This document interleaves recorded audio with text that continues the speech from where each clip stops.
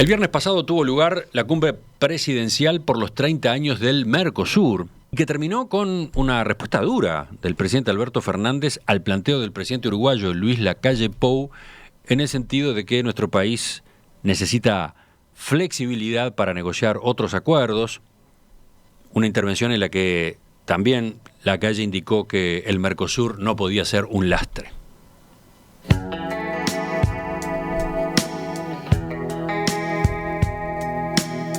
No queremos ser lastre de nadie. Si somos un lastre, que tomen otro barco. Pero lastre no somos de nadie. El análisis económico de hoy va a estar destinado a este asunto.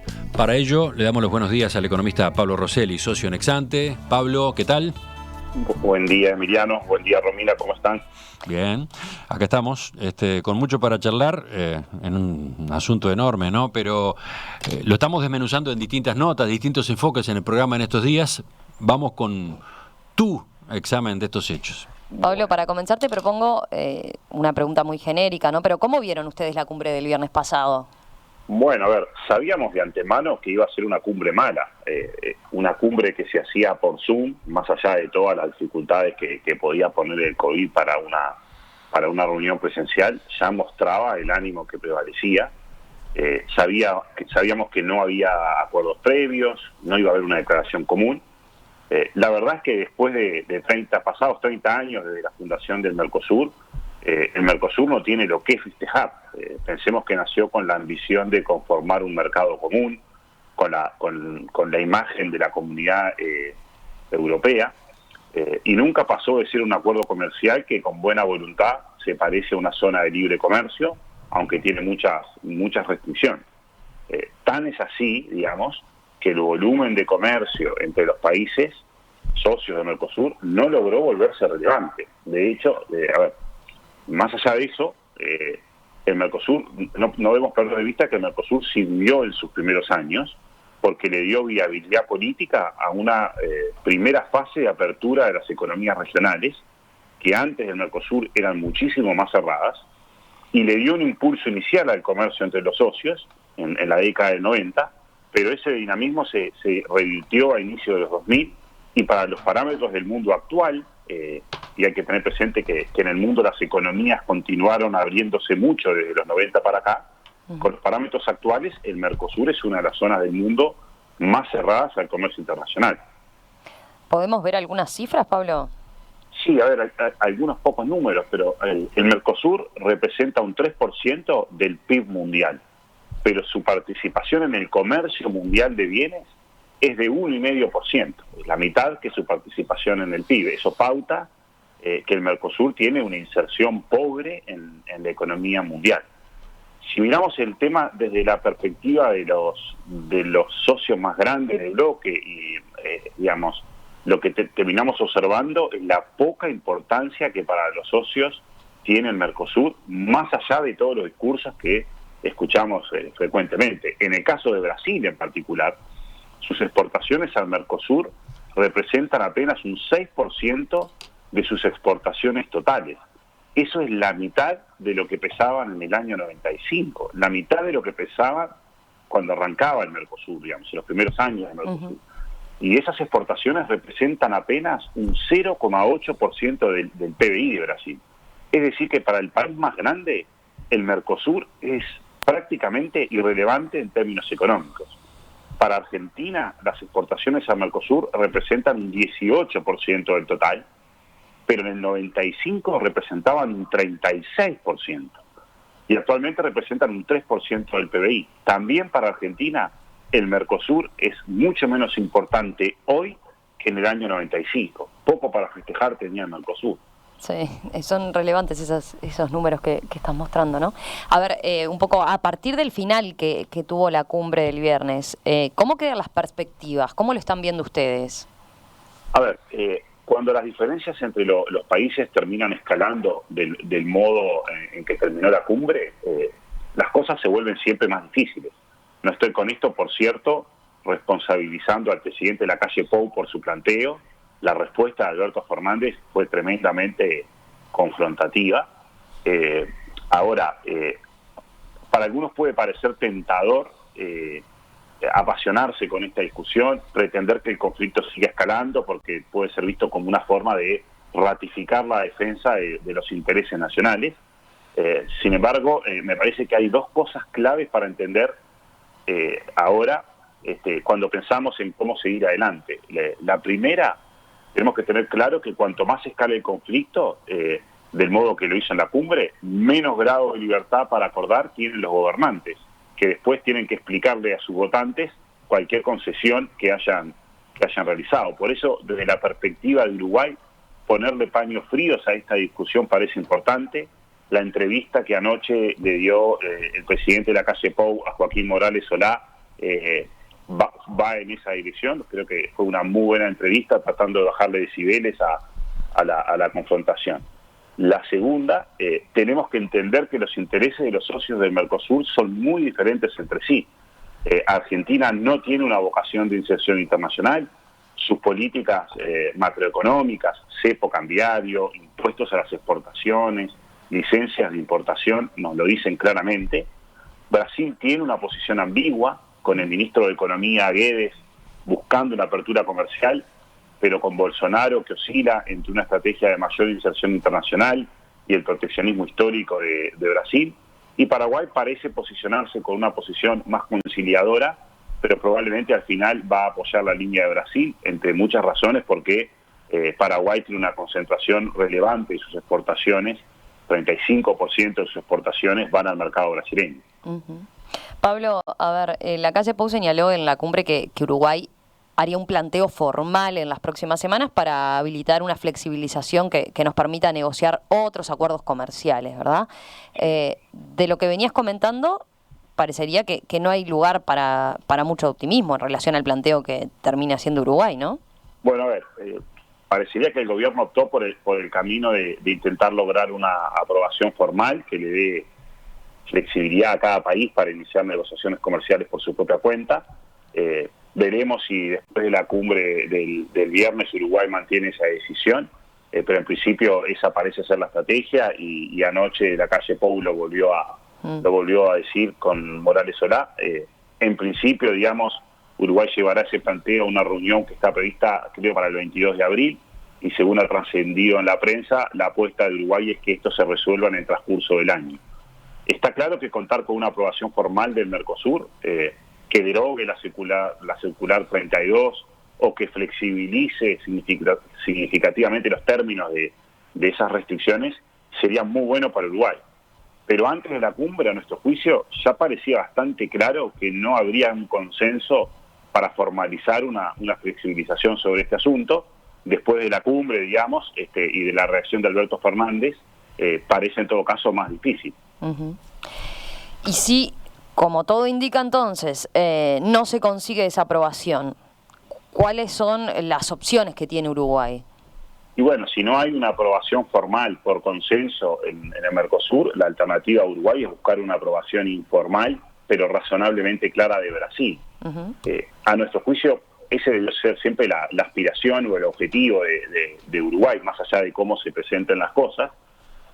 Además de que Brasil es un mercado importante para Uruguay, la realidad es que Uruguay es un país chico, poco atractivo para otros bloques comerciales o países. Y en el mundo de las relaciones internacionales, pocos países van a estar dispuestos a negociar con Uruguay si perciben un riesgo relevante de enemistarse con Brasil, por el tamaño, ¿verdad?, que tiene la economía brasileña. Entonces, contar con la aprobación de Brasil parece el mejor escenario dentro de los posibles. Habrá que ver si Brasil está dispuesto a conceder esa flexibilidad de un modo claro.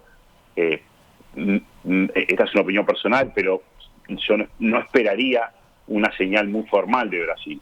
Quizás eso también igual dependa de qué tanta voluntad tenga el gobierno de Bolsonaro de iniciar sus propias negociaciones con otros bloques, ¿no? Digamos, hace unas cuantas semanas el presidente Bolsonaro había hecho mención a que Brasil quería iniciar negociaciones. Veremos cómo se desarrolla eso. Sí, de lo que estás diciendo, Pablo, se deduce que imaginas un escenario más bien con Brasil y Uruguay negociando eventualmente por separado, ¿no? Sí, definitivamente. Es muy difícil. Puede haber algún caso en el que no. Sobre la mesa está una conversación con Corea del Sur, pero es muy difícil que los países del Mercosur puedan lograr acuerdos conjuntos con terceros mercados, porque la agenda de cada país es muy diferente. Ahora, a ver, ¿cuáles son las opciones de Uruguay si, como todo indica entonces, no se aprueba una flexibilización formal del Mercosur?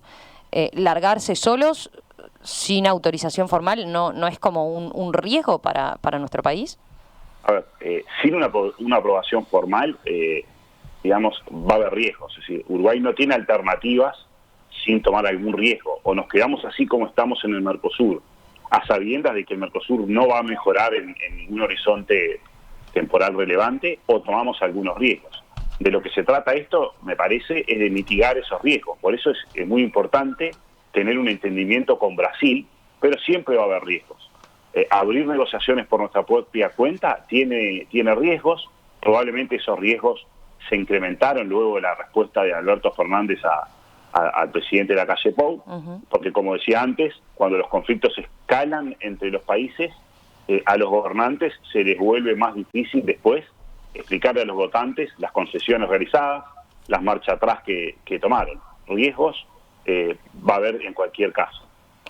Pablo, se me ocurre que vale la pena mirar algunas cifras, ¿no? ¿Qué tan importante es para Uruguay el comercio con los socios del Mercosur? Se me ocurre que podemos mirar o comentar cifras grandes, ¿te parece? Sí, decía que Brasil era un mercado importante. A ver, las exportaciones de Uruguay a Argentina en 2020 fueron apenas superiores a 400 millones de dólares. El mercado argentino representa menos del 5% de nuestras exportaciones de bienes, un 5% de nuestras exportaciones de bienes. Brasil sí es un mercado mucho más relevante. En 2020 nuestras exportaciones fueron de unos 1.200 millones de dólares, eso equivale a un 15% del total. El Mercosur representa un 20% de nuestras exportaciones. También en el caso de Uruguay se observa que el Mercosur es mucho menos relevante ahora que en los años 90. Digamos, el 20% que pesa el Mercosur en nuestras exportaciones es mucho menos que en el año 90, digamos, un año antes del lanzamiento del Mercosur, cuando la región significaba un 35% de nuestras exportaciones de bienes. Sí, ahí también se ve un cambio significativo, ¿no? Pablo, a ver, ¿cómo tenemos que interpretar estas cifras? ¿Podemos plantearnos dejar el Mercosur, llegado el caso?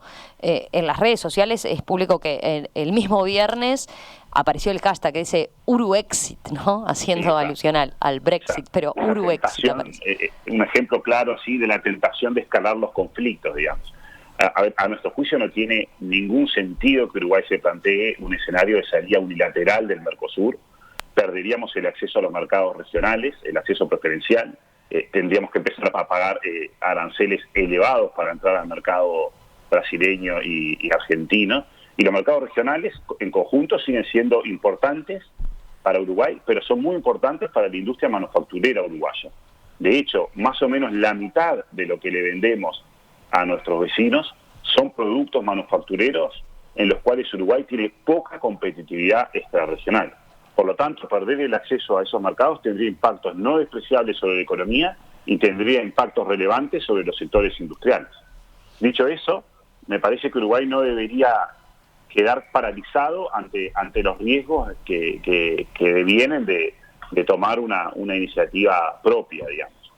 Pero una cosa es plantearse un camino propio de negociaciones con otros mercados y correr los riesgos que eso supone, y otra cosa diferente es abandonar voluntariamente, de forma intempestiva, el Mercosur. La realidad es que el Mercosur, la realidad es que Uruguay le asiste razón en el planteo, porque el Mercosur no es una unión aduanera, no tenemos un arancel externo común, a pesar de que las pasamos hablando del arancel externo común, hay una infinidad de excepciones, los bienes entran a los distintos países pagando distintos aranceles, los bienes no circulan libremente, circulan con certificados de origen, y además hay notorias barreras comerciales.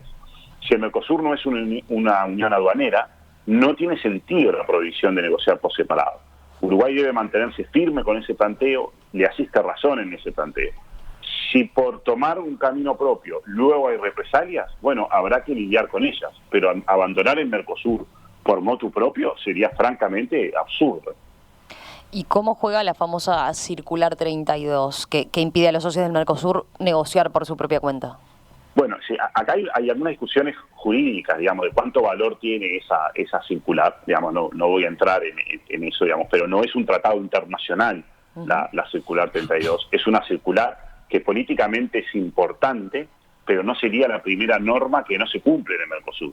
A ver, y siempre pensamos que en el Mercosur incumplen los otros, pero sin ir más lejos, en el segundo gobierno de Tabaré Vázquez, Uruguay implementó una tasa estadística a las importaciones que alcanzó las importaciones desde el Mercosur, y eso lo hizo en un claro incumplimiento del acuerdo. Marco este punto para subrayar que en el Mercosur convivimos con cumplimientos de las normas. Está bien, no está bien, pero eso ocurre. Lo más relevante para Uruguay, me parece, es evitar represalias desde Brasil, que es nuestro mercado más relevante. Por otro lado, tenemos que tener presente que con Argentina tenemos pocas exportaciones de bienes, pero tenemos muchos otros temas relevantes en la agenda, como todo lo que es la temática de puertos, de la hidrovía, la navegación en el Río de la Plata, los intercambios de energía eléctrica. Es importante tratar de preservar un clima razonable de diálogo con Argentina, aunque también sabemos que lo que hagamos o dejemos de hacer en relación con la política comercial extra Mercosur no nos asegura ningún resultado concreto en esos otros temas en la relación con Argentina.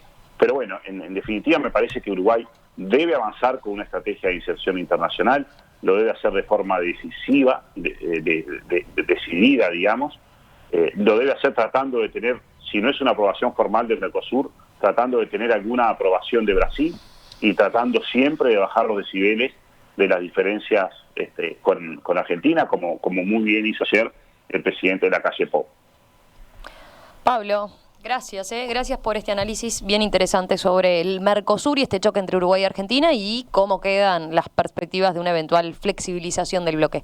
Volvemos a conversar con ustedes en los próximos días. Un abrazo. Hasta pronto, que pasen bien.